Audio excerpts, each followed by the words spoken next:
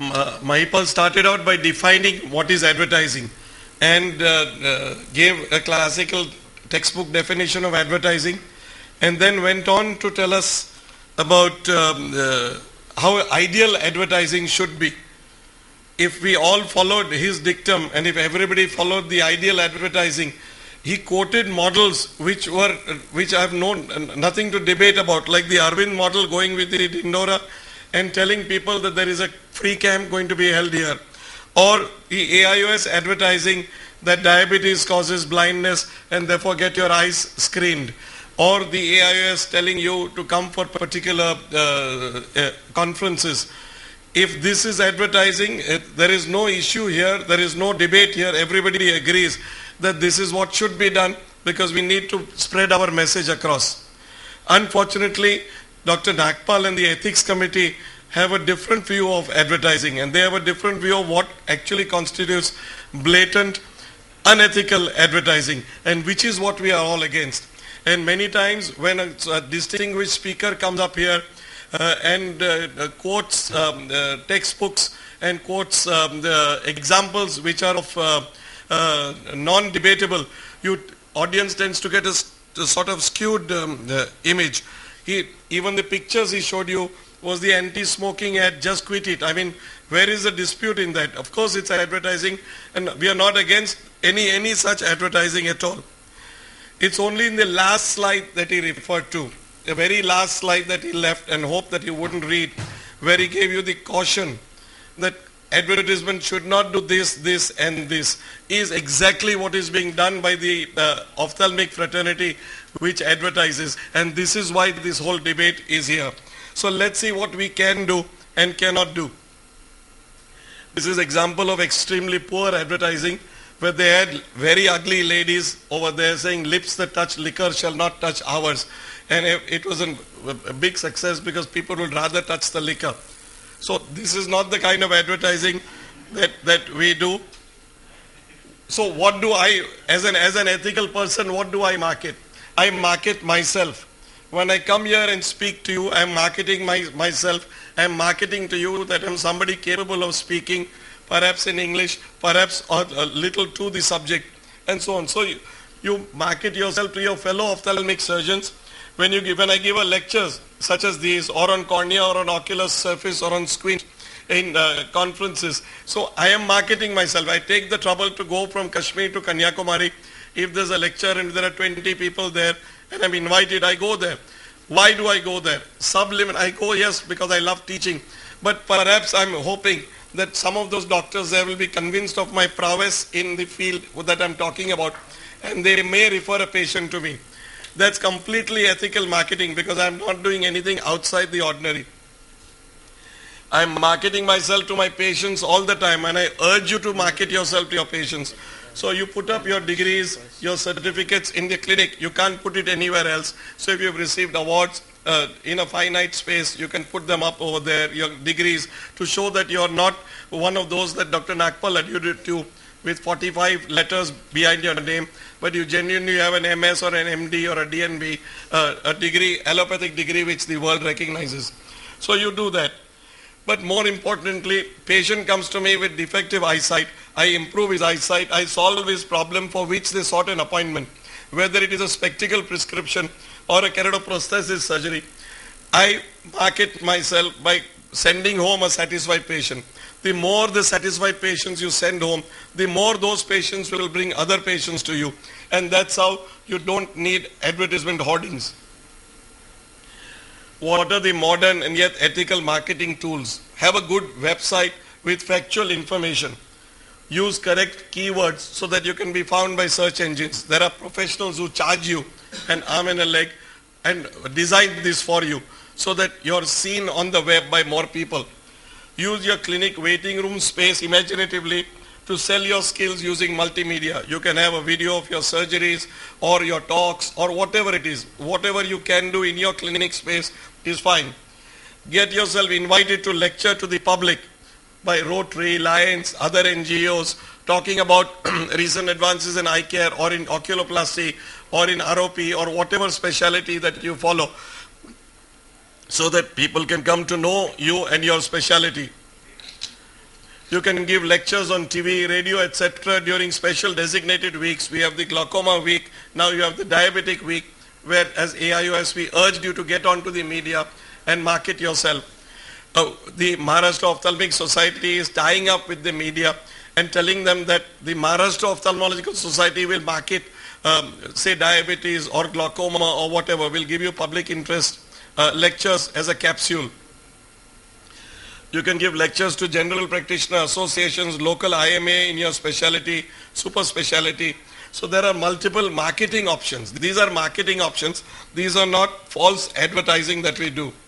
What are the pitfalls of advertising? It's impossible to gauge return on investment. No matter what your advertising PR manager tells you, you can spend X amount of money and you might not get the X plus X return that you want. So it's impossible to gauge the return on investment.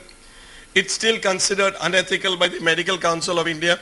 We are all governed by the Medical Council. It's very, very clear.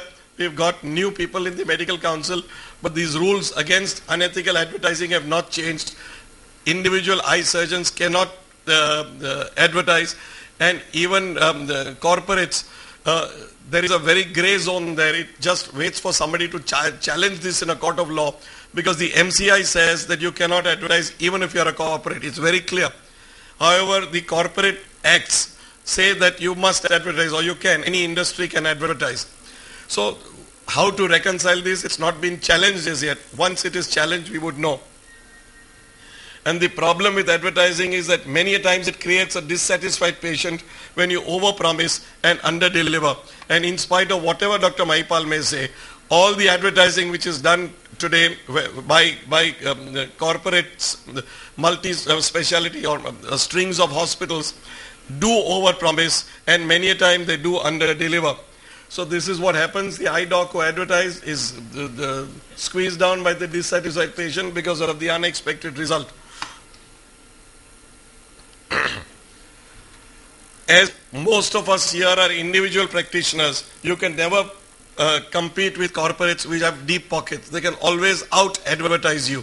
So if somebody is advertising as a corporate in your area and you start advertising in a small way, it's going to be swamped, because that fellow will just spend 3 times the amount he was spending already. Your ads will never be seen.